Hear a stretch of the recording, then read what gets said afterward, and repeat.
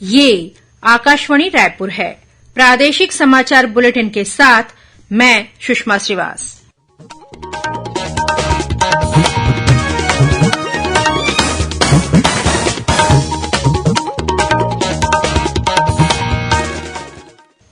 और अब पेश है आज के मुख्य समाचार। मुख्यमंत्री अब प्रदेश के युवाओं से संभाग स्तर पर सीधे संवाद करेंगे और उनके प्रश्नों के जवाब भी देंगे। सुकमा जिले में सुरक्षा बलों ने 2 माओवादी कैंप को ध्वस्त कर 4 आईईडी सहित भारी मात्रा में माओवादी सामान बरामद किए। राज्य में अब मितानिनों को प्रोत्साहन राशि के अलावा मितानिन कल्याण योजना के तहत 2200 रूपये की राशि हर महीने दी जाएगी।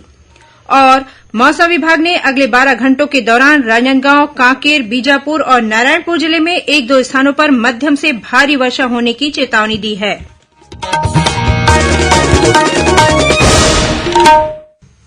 अब समाचार विस्तार से।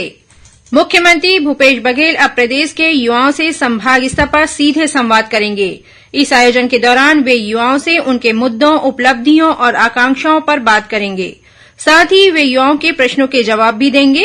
संभाग स्तरीय आयोजन के दौरान युवा अपने अनुभव साझा करेंगे ताकि उनके अनुभव का लाभ अन्य लोग भी उठा सकें। कार्यक्रम में सभी वर्ग के युवा हिस्सा ले सकते हैं।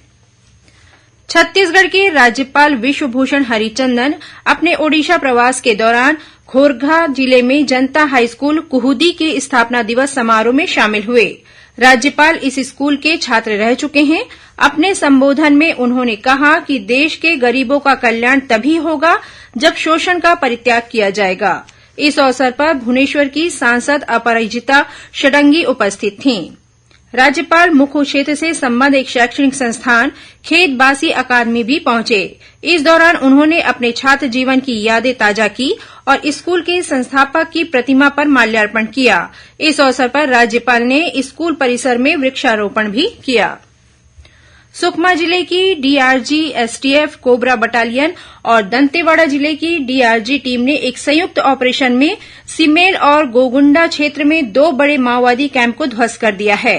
साथ ही सुरक्षा बलों ने माओवादियों द्वारा लगाए गए 4 आईईडी, भारी मात्रा में माओवादी सामान और साहित्य बरामद किए हैं। सुकमा जिले के पुलिस अधीक्षक किरण चौहान ने बताया कि यह संयुक्त ऑपरेशन गोगुंडा, सिमेल, तुम्मापाड़, गट्टापाड़ और तोयापार की पहाड़ियों में चलाया गया। इस दौरान माओवादियों के साथ सुरक्षा बलों की मुठभेड़ भी हुई। जवाबी कार्रवाई के बाद माओवादी जंगल का फायदा उठाकर वहां से भाग गए। राज्य में मितानिनों के मानदेय में वृद्धि कर दी गई है। इस संबंध में मंत्रालय से जारी आदेश के अनुसार मितानिनों को पहले दी जा रही प्रोत्साहन राशि के अलावा मितानिन कल्याण योजना के अंतर्गत 2200 रूपये की राशि हर महीने दी जाएगी। राज्य सरकार ने इस साल 1 अप्रैल से मितानिनों के मानदेय में बढ़ोतरी करने की मंजूरी दी है। राष्ट्रीय सांख्यिकी कार्यालय के क्षेत्रीय कार्यालय रायपुर द्वारा इन दिनों स्वच्छता पखवाड़ा मनाया जा रहा है। इसी के तहत आज सांख्यिकी और कार्यक्रम कार्यान्वयन मंत्रालय के मूल्य सांख्यिकी प्रभाग द्वारा बोरसी केंद्र में स्वच्छता कार्यक्रम आयोजित किया गया। इस दौरान बोरसी बाजार में आने वाले ग्रामीणों और दुकानदारों को अपने आसपास और गांव में स्वच्छता बनाए रखने के लिए प्रेरित किया गया। वहीं शासकीय हाईस्कूल परिसर में भी स्वच्छता जागरूकता कार्यक्रम आयोजित किया गया। इस दौरान उपस्थित लोगों ने वृक्षारोपण कर पर्यावरण के प्रति अपनी जिम्मेदारी निभाने का संकल्प लिया। राष्ट्रीय सांख्यिकी कार्यालय के उप महानिदेशक रोशनलाल साहू ने कहा कि स्वच्छता पखवाड़े के दौरान स्वच्छता अभियान से संबंधित विभिन्न प्रकार के कार्यक्रम चलाए जा रहे हैं, जो 15 जुलाई तक जारी रहेंगे। इस अभियान का उद्देश्य आम नागरिकों को अपने आवास और कार्यस्थल के आसपास सफाई रखने के लिए प्रेरित करना है। गौरतलब है कि केंद्र सरकार ने पेयजल और स्वच्छता विभाग तथा जल शक्ति मंत्रालय को स्वच्छता पखवाड़ा के लिए नोडल विभाग घोषित किया है।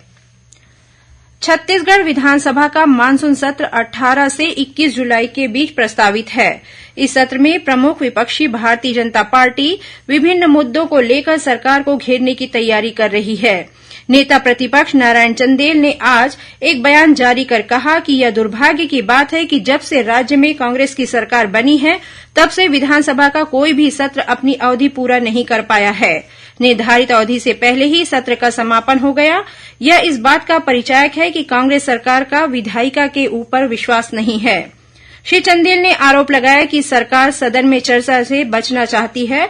उन्होंने कहा कि विधायिका में सवाल तो विपक्ष पूछेगा और इसका जवाब सरकार को देना ही होगा। ऑनलाइन सट्टा महादेव ऐप के विरुद्ध दुर्ग पुलिस ने कार्रवाई करते हुए 5 आरोपियों को गिरफ्तार किया है। जिले के उप पुलिस अधीक्षक राजीव शर्मा ने बताया कि ये सभी वैशाली नगर क्षेत्र में एक कार में ऑनलाइन सट्टा संचालित कर रहे थे। इनके पास से 6 नग मोबाइल, विभिन्न बैंकों के एटीएम कार्ड, चेकबुक, पासबुक और अन्य दस्तावेज बरामद किए गए हैं। एंटी क्राइम साइबर यूनिट तथा थाना वैशाली नगर पुलिस द्वारा की गई इस कार्रवाई में महादेव ऐप से जुड़े अन्य मोबाइल नंबरों का खुलासा हुआ है। वहीं रायपुर पुलिस ने बीती रात महादेव ऐप से जुड़े ऑनलाइन सट्टा के मामले में डोंगरगढ़ से एक आरोपी को गिरफ्तार किया है। रायपुर के अतिरिक्त पुलिस अधीक्षक लखन पटले ने बताया कि पुलिस की टीम ऑनलाइन सट्टा जैसे साइबर क्राइम पर लगातार नजर रख रही है। प्रादेशिक समाचार आप आकाशवाणी रायपुर से सुन रहे हैं। छत्तीसगढ़ की खबरों से है आपका वास्ता और खबरों की विश्वसनीयता से है हमारा वास्ता। आकाशवाणी समाचार रायपुर के प्रादेशिक समाचार बुलेटिन के साथ ही हमारे समसामयिक कार्यक्रम आप रेडियो के अलावा अपने मोबाइल पर भी सुन सकते हैं। आकाशवाणी समाचार फेसबुक, ट्विटर और यूट्यूब पर भी उपलब्ध है। हमारा Facebook page Chhattisgarh news on AIR, Twitter handle CGAIR news और हमारा यूट्यूब चैनल है छत्तीसगढ़ AIR न्यूज। तो अब रेडियो के साथ ही आपके मोबाइल के जरिए भी हम पहुंच रहे हैं आप तक। छत्तीसगढ़ की हर खबर के लिए सुनते रहिए आकाशवाणी समाचार। और अब आगे बढ़ते हैं बाकी के समाचारों की ओर। राजधानी रायपुर में 18 और 19 सितंबर को G20 देशों के कार्यसमूह की होने वाली बैठक को लेकर तैयारियां जारी है। इस संबंध में मुख्य सचिव अमिताभ जैन ने कल मंत्रालय में संस्कृति, नगरीय प्रशासन और नवा रायपुर विकास प्राधिकरण के अधिकारियों की एक बैठक ली। मुख्य सचिव ने नया रायपुर के विभिन्न मार्गों पर छत्तीसगढ़ की विशिष्टता को प्रदर्शित करने वाले स्थल, पुरातात्विक नगरी सिरपुर, चित्रकूट, जलप्रपात सहित राज्य की गौरवशाली संस्कृति संबंधी होर्डिंग्स लगाने के निर्देश दिए। साथ ही विदेशी डेलीगेट्स के लिए छत्तीसगढ़ के लोक नृत्य, संगीत और संस्कृति पर आधारित सांस्कृतिक कार्यक्रमों के आयोजन करने के लिए भी कहा। परिवार नियोजन के प्रति लोगों को जागरूक करने स्वास्थ्य विभाग द्वारा आज से जनसंख्या स्थिरीकरण पखवाड़ा शुरू किया गया है। 24 जुलाई तक चलने वाले इस पखवाड़े के दौरान ग्राम स्तर से लेकर जिला स्तर तक विशेष अभियान चलाकर नसबंदी के प्रति फैली अज्ञानता और भ्रांतियों को दूर किया जाएगा। पखवाड़े के दौरान ANM और मितानिनों घर घर जाकर चिन्हांकित हितग्राहियों को परिवार नियोजन के स्थायी और अस्थायी साधनों के बारे में बताएंगे। इस दौरान हितग्राहियों को जरूरी परामर्श और परिवार नियोजन की सेवाएं भी दी जाएंगी। दक्षिण पूर्व मध्य रेलवे रायपुर मंडल के अंतर्गत दुर्ग भिलाई नगर के बीच सुधार कार्य की वजह से 15 से 19 जुलाई के बीच कुछ गाड़ियों का परिचालन प्रभावित रहेगा। इस दौरान Raipur Durg MEMU passenger, Dongargarh Raipur MEMU passenger special, Gevra road Itwari express, Tatanagar Itwari express, Itwari Bilaspur express, Itwari Tatanagar express और Raipur Dongargarh MEMU passenger special रद्द रहेगी। इसके अलावा 8 गाड़ियां विलंब से रवाना होंगी। साथ ही गोंदिया बरौनी एक्सप्रेस परिवर्तित मार्ग नैनपुर, जबलपुर और कटनी होकर चलेगी। वहीं रायपुर रेल मंडल के अंतर्गत सरोना कुम्हारी स्टेशन के बीच परसदा फाटक में मरम्मत कार्य के कारण कल शाम 8 बजे से 14 जुलाई की शाम 8 बजे तक सड़क यातायात बंद रहेगा। छत्तीसगढ़ में नशा मुक्ति के लिए व्यापक स्तर पर जन जागरूकता अभियान चलाया जाएगा। समाज कल्याण विभाग ने इसके लिए तैयारी शुरू कर दी है। नशा मुक्ति अभियान के लिए तैयार प्रारूप में संशोधन और सुझाव के लिए आज रायपुर में एक बैठक हुई। बैठक में उपस्थित प्रतिनिधियों ने नशा मुक्ति अभियान के लिए सरकारी और गैर सरकारी स्वयंसेवी और सामाजिक संस्थाओं से सहयोग लेने पर जोर दिया। साथ ही स्कूलों, कॉलेजों और पारा मोहल्ला में नशा मुक्ति अभियान चलाए जाने पर जोर दिया गया। वहीं छात्रों को जागरूक करने के लिए स्कूल से लेकर कॉलेज स्तर तक कविता, लेखन, भाषण जैसी प्रतियोगिताएं और सेमिनार आयोजित किए जाने का निर्णय लिया गया। स्वच्छ वातावरण और वृक्षारोपण के प्रति लोगों को प्रोत्साहित करने के उद्देश्य से वन विभाग द्वारा इस समय राज्य भर में पौधा तुहर द्वार योजना चलाई जा रही है। इस योजना के तहत रायपुर जिले में भी नगर निगम द्वारा घर घर निःशुल्क पौधा दिया जाएगा।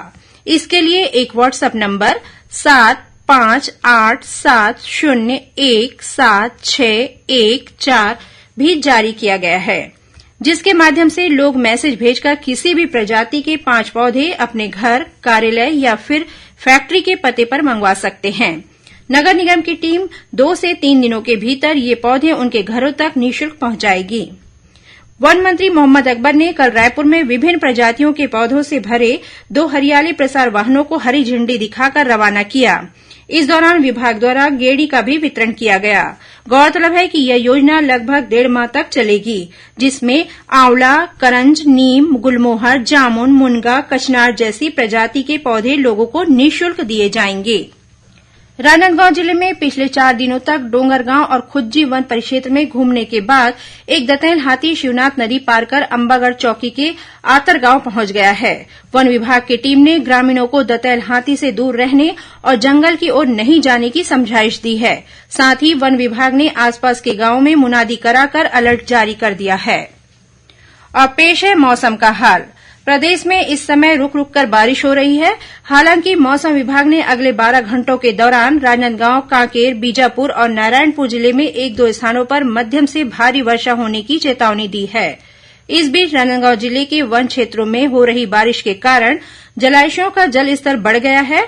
प्रशासन ने मोंगरा बैराज के गेट खोल दिए हैं और यहां से करीब 2000 क्यूसेक पानी छोड़ा जा रहा है। वहीं साखा नाला, घुमरिया नाला और खातूटोला बैराज से भी पानी छोड़ा जा रहा है, जिससे शिवनाथ नदी का जलस्तर बढ़ गया है। और कुछ खबरें संक्षेप में।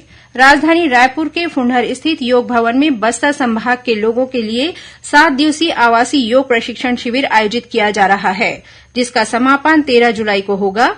इस शिविर में बस्तर संभाग के लगभग 150 प्रतिभागी योग का प्रशिक्षण ले रहे हैं। दक्षिण पूर्व मध्य रेलवे द्वारा रेलकर्मियों के परिवार की महिला सदस्यों और आश्रित महिलाओं को आत्मनिर्भर बनाने के लिए कल से कर्मचारी कल्याण निधि के तहत ब्यूटिशियन कोर्स शुरू किया गया। और सक्ती जिले की हसौद पुलिस ने लोगों से 12 लाख रुपए की ठगी करने के आरोप में कियोस्क शाखा के एक संचालक को गिरफ्तार किया है। अंत में मुख्य समाचार एक बार फिर। मुख्यमंत्री अब प्रदेश के युवाओं से संभाग स्तर पर सीधे संवाद करेंगे और उनके प्रश्नों के जवाब भी देंगे। सुकमा जिले में सुरक्षा बलों ने 2 माओवादी कैंप को ध्वस्त कर 4 आईईडी सहित भारी मात्रा में माओवादी सामान बरामद किए।